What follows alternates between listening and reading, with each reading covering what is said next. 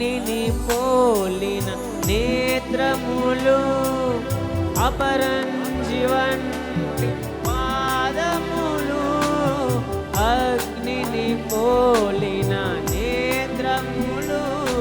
చెప్తాం ప్రతి ఒక్కరు. పాదములు అసమానమైన తేజో మహిమ కలిగిన ఓ ప్రభువా. స్వర్ణం చెప్తాం. అసమానమైన